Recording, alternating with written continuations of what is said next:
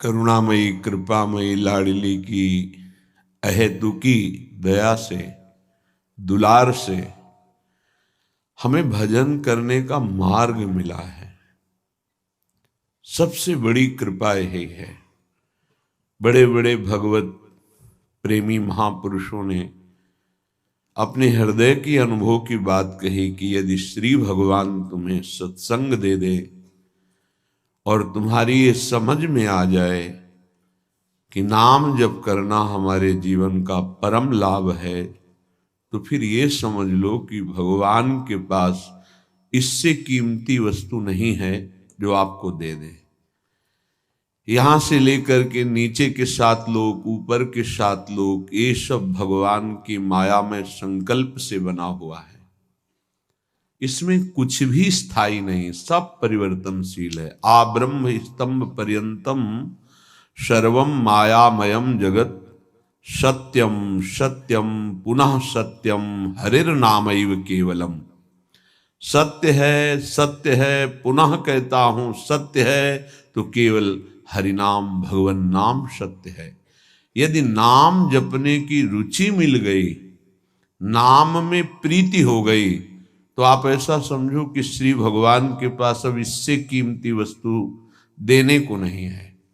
वो बड़े भाग्यशाली हैं जो परम धन नाम में रुचि कर रहे हैं, नाम जपने का अभ्यास कर रहे हैं, नाम को अपना परम धन मान करके अधिक से अधिक संग्रह कर रहे हैं। अब नाम जप में प्रारंभ में ही रुचि हो जाना ये तो बहुत कठिन बात है। इसीलिए कहा कि भजन न होई संग बिनु, भजन बिना नहीं प्रेम। बिना भजनानंदी भगवत प्रेमी महात्मा के भजन नहीं हो सकता, और बिना भजन के भगवत प्रेम नहीं हो, बिना प्रेम के भगवत साक्षात्कार नहीं होता। प्रेम ते प्रगट होए मैं जाना। प्रेम अगर आ जाए तो भगवत दर्शन हो जाए। प्रेम कैसे आएगा? भजन से आएगा। भजन कैसे होगा? भगवत प्रेमी महात्मा के संग से होगा। भगवत प्रेमी महात्मा का मिलना ये केवल भगवत कृपा से ही होता है। जब द्रवहि दीन दयालु राघो, तो साधु संगति पाइए। भगवान जिस पर बरस पड़ते हैं उसे संत समागम प्रदान करते हैं। बहुत तरह की तपस्याएं, साधनाएं हैं। कभी कभी भ्रम हो जाता है और हम सच्चे मार्ग से भ्रमित होकर के देहाभिमान पुष्ट करने वाले मार्ग में पुनः अपने को अग्रसर कर लेते हैं। जैसे हम अन्न नहीं पाते, हम ये त्याग करते हैं, हम ऐसा, तो वो सब देह भाव के अंतर्गत है। जो प्रेम है या भगवत तत्व है वो इन सब बातों का महत्व नहीं करता। आपका भगवत चिंतन कितना बनता है, आपका देह भाव कितना छूटा है, आपका जगत चिंतन कितना छूटा है, ये खास बात होती है। अध्यात्म को बिना किसी अध्यात्म सिद्ध महापुरुष के नहीं जाना जा सकता। साधारण धर्म को बिना धर्मात्मा के नहीं जाना जा सकता। फिर असाधारण महान भागवत धर्म के ऊपर विराजमान प्रेम धर्म, इसको कैसे जाना जा सकता है? इसीलिए रेमन रसकन संग बिन रंच न उपजय प्रेम। रसिक महापुरुषों के संग के बिना भगवत नाम में प्रेम, रूप में प्रेम, धाम में प्रेम, लीला में प्रेम असंभव है। मात संगस्तु दुर्लभ हो।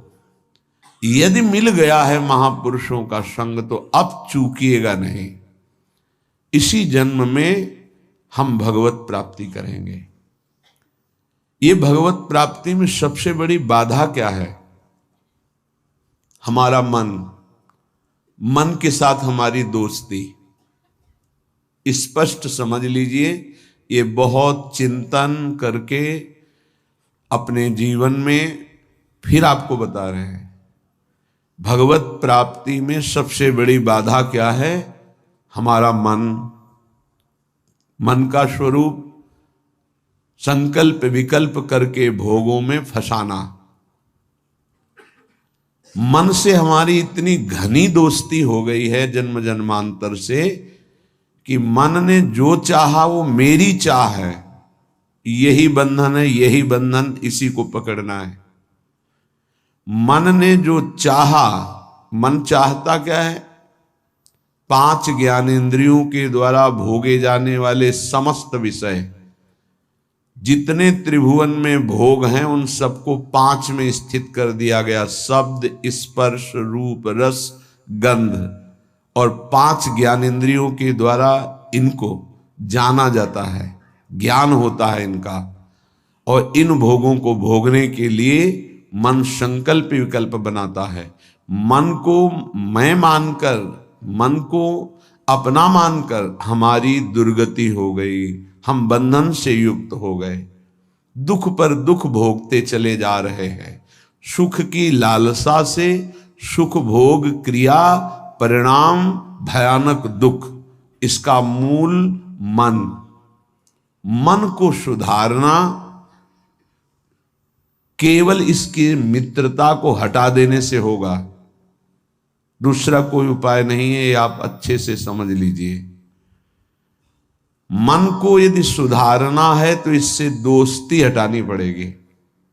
बहुत कठिन है इससे दोस्ती छोड़ना। ये जो चाहता है वही मेरी चाह है, ऐसा हमें भ्रम हो गया है। ये अशांत तो हम अशांत, ये शांत तो हम शांत, ये भोगों में तो हमें चाहिए भोग, मैं भोगता। बड़ा विचित्र ये बंधन हो गया है।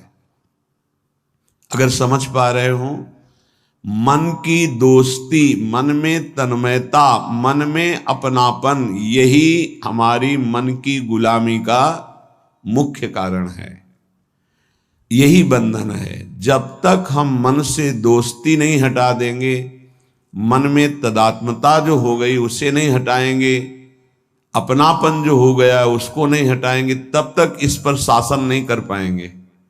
जब तक मन को अधीन नहीं कर पाएंगे तब तक भजन नहीं हो सकता। भजन की बातें हो सकती हैं, फिर भजन की बातों से हम सम्मान चाहते हैं, रुपया चाहते हैं, नाना प्रकार के भोग चाहते हैं, मनोकामनाओं की पूर्ति चाहते हैं। वो इन के इन प्रकार फंसा के ही रखता है, वो मुक्त नहीं होने देता। इसीलिए शास्त्रों में कहा गया है, बंधन और मोक्ष का कारण तुम्हारा मन ही है। विषय चिंतन भोगों में लगा हुआ मन बंधन का कारण है, भगवत चिंतन प्रभु में लगा हुआ मन मोक्ष का कारण है। स्पष्ट वर्णन किया गया है।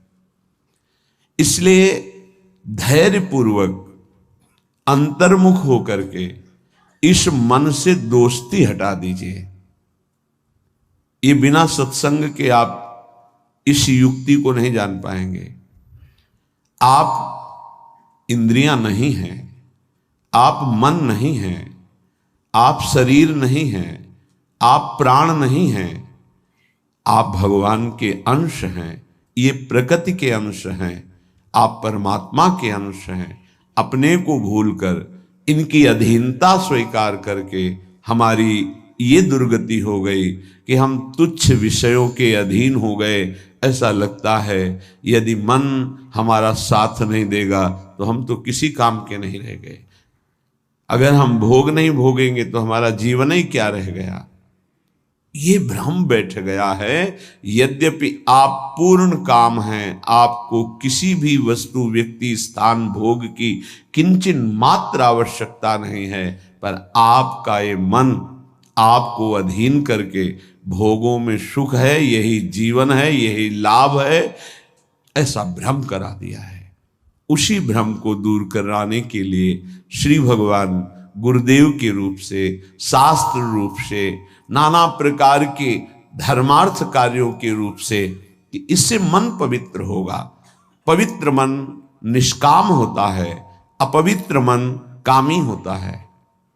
जब तक मन पवित्र नहीं होगा तब तक प्रभु से प्रेम या प्रभु का तन्मयता पूर्वक भजन असंभव। निर्मल मन जन सो मोहि पावा। निर्मल मन, निर्मल मन, प्रभु के नाम, प्रभु के धाम, प्रभु की लीला, प्रभु के रूप, इन्हीं से निर्मल होता है। संसार का नाम, संसार का रूप, संसार की जो त्रिगुणात्मका माया के द्वारा खेले जाना वाला खेल है, ये सब मलिन करने वाला है मन को, और हम इसी में लगाए हैं, इसीलिए हमारी दुर्दशा हो रही है। बिल्कुल सच्ची मानिए, ये हमारे इस समय शत्रु पक्ष का काम कर रहे हैं, मन और इंद्रियां। देखो, कई बार का ध्यान दीजिए, पैसा दे के ये जानते हैं कि इसमें जो नाटक हो रहा है वो बिल्कुल झूठा है। आप जाते हैं, आप वहां 3 घंटे बैठते हैं, कोई मन को विक्षेप नहीं, कोई मन भागेगा नहीं कहीं, आराम से आपको 3 घंटे साथ देगा। लेकिन 30 मिनट माला उठाइए, देखिए फिर इसकी चाल कितना भागता है।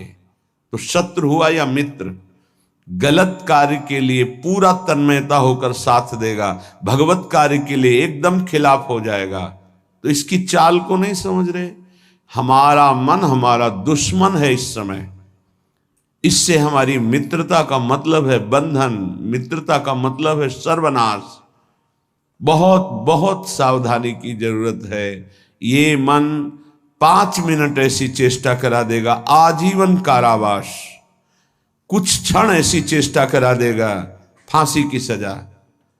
कुछ क्षण ऐसे पाप करा देगा, नहीं कोई जानेगा, तो अंदर से भयानक रोगों की उत्पत्ति, अशांति, हृदय का हर समय दाह युक्त होकर जलना, बहुत प्रकार से कष्ट ही कष्ट देने वाला है। दुख योनया, इससे दुख ही प्रकट होता है। इसलिए उपासक अपने आप को और मन को अलग करना सीखे। मन की मांग जो सही है वो पास कर दीजिए, जो गलत है उसको ना कर दीजिए, और बहुत जोर से ना कीजिए। नहीं नहीं नहीं, 1000 बार वो आपके सामने पेश करेगा, बड़ा सुख मिलेगा, नहीं। पर हम अंदर से कहीं ना कहीं टूट चुके हैं, हार चुके हैं।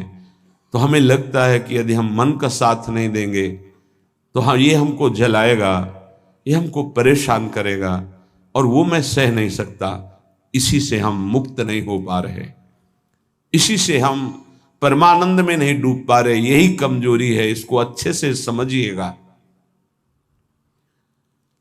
मन से एक बार युद्ध करना पड़ेगा।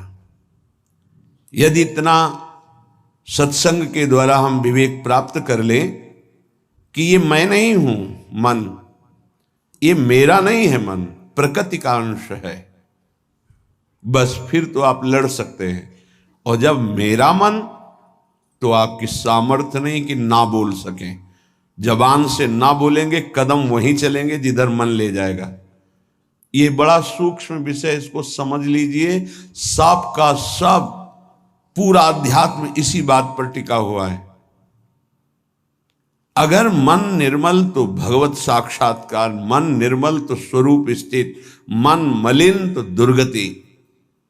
सारी साधना का फल मन को शांत कर लेना, निर्मल कर लेना, मन को अपने शासन में ले आना। पर ये तभी होगा जब इससे दोस्ती हटाएं।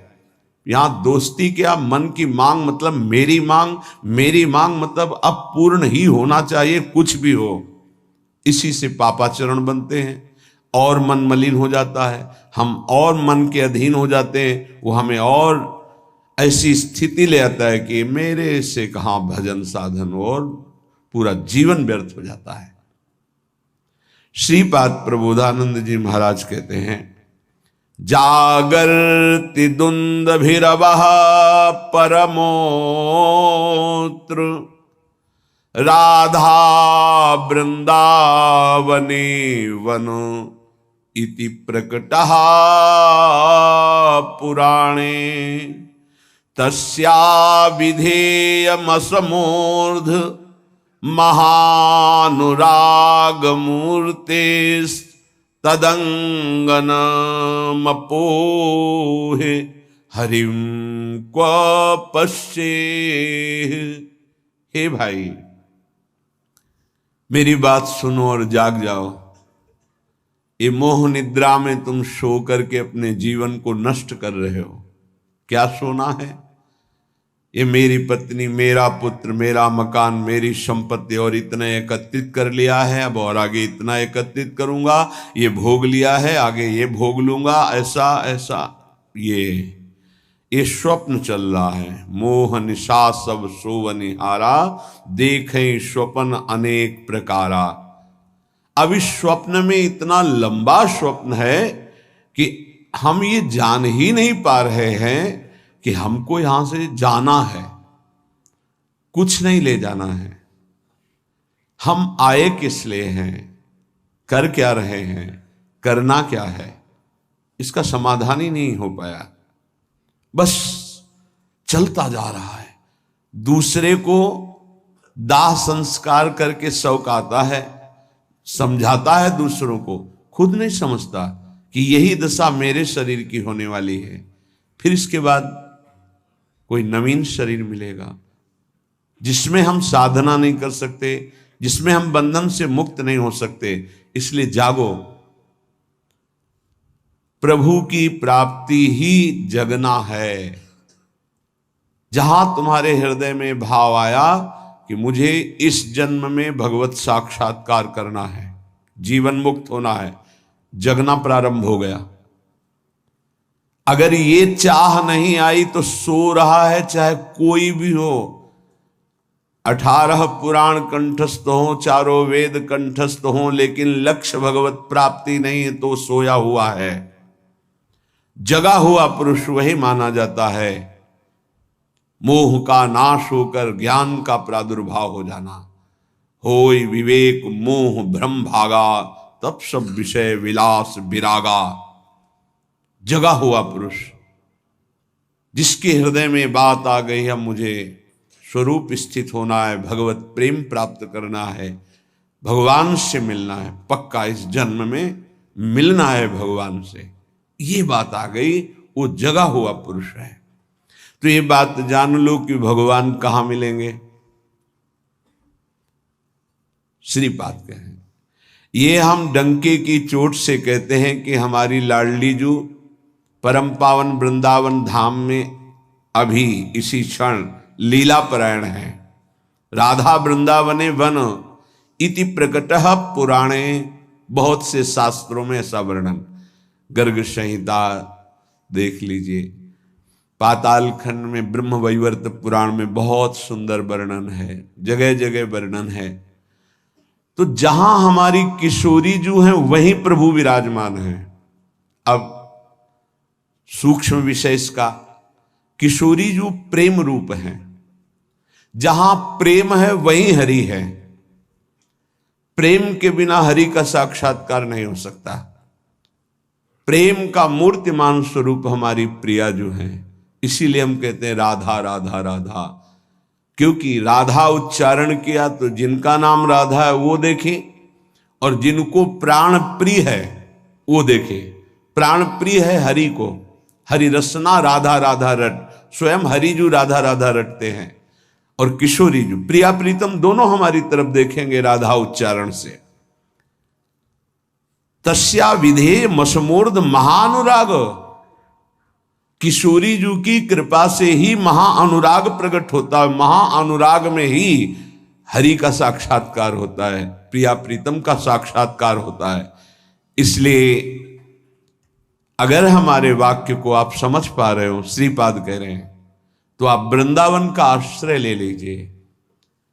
अगर अखंड वास नहीं प्राप्त हो पा रहा तो आश्रय ले लीजिए, रजरानी का सेवन कीजिए, धाम आइए, बार बार यहाँ दर्शन कीजिए, प्रदक्षिणा परिक्रमा कीजिए, बैठकर एकांत में नाम जप कीजिए। बहुत बड़ा प्रभाव धाम में जो भजन करता है तो बहुत कई गुना बढ़ करके उसको लाभ मिलता है। इसलिए यहाँ बहुत जल्दी भगवत प्राप्ति होती है।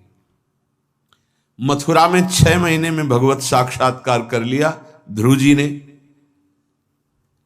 देखो 6 महीने भी बहुत होते हैं। अगर व्याकुलता बढ़ जाए, तन्मयता हो जाए, तो 6 मिनट में भगवान साक्षात्कार करा दें। वो बहुत कृपालु है। मिलंति चिंता मणिकोटि कोट्यः, अब ये बात समझनी है। स्वयं बहिर्दृष्टिमुपैति वा हरिः, तथापि वृंदावन धूलि धूसरम न देहमन्यत्र कदापि आतुमे। एक तरफ हरि है, एक तरफ करोड़ करोड़ प्रकार के सब भोग सामग्री, महान रत्न, रुपया, पैसा, सोना, चांदी, सब वैभव है।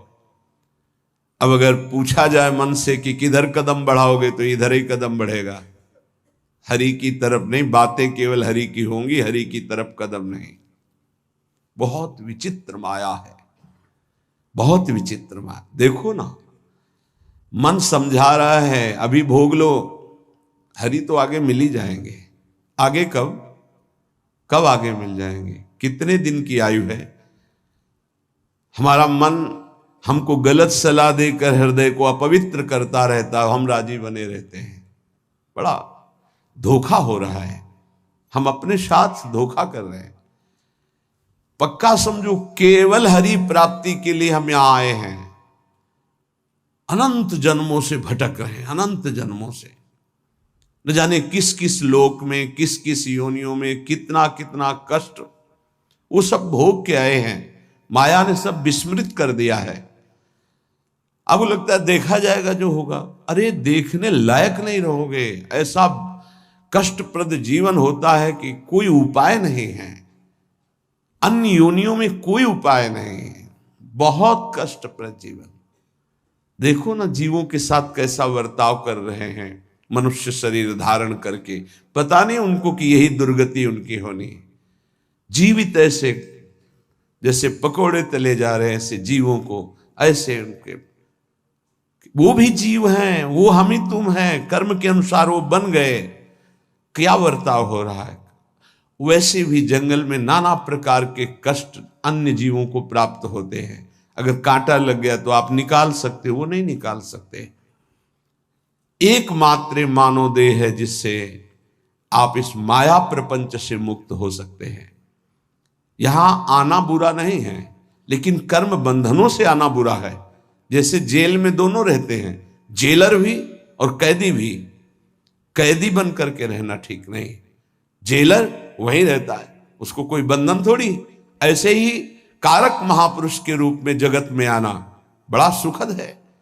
भगवान का यश गान करते हुए भगवत भाव में स्थित, भगवत स्वरूप में स्थित लाखों बार भेजे प्रभु, कोई परेशानी नहीं। ये जो कर्म बंधन से युक्त होकर आना है, इसे मिटाना है। ये संसार तब तक दुखद है जब तक भोग वासना है।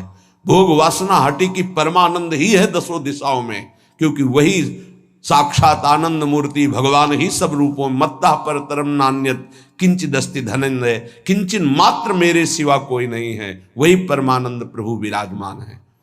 आपकी कसौटी है मिलत चिंतामणि कोटि कोट्यः स्वयं बहिर्दृष्टि मुपैति वा हरि। एक तरफ हरि है, एक तरफ नाना प्रकार के रत्न भोग सामग्री हैं। तुम्हारा मन उधर आकर्षित होगा, लेकिन तुम्हें उधर नहीं जाना, हरि की तरफ बढ़ाना है कदम। यहां तो बहुत छोटा स्तर गिरा हुआ है हमारी साधना का। अगर हमारे मनोनुकूल भोजन मिल गया तो प्रभु को भूल जाएंगे और उसका स्वाद लेने में हम समय अपना नष्ट कर देंगे।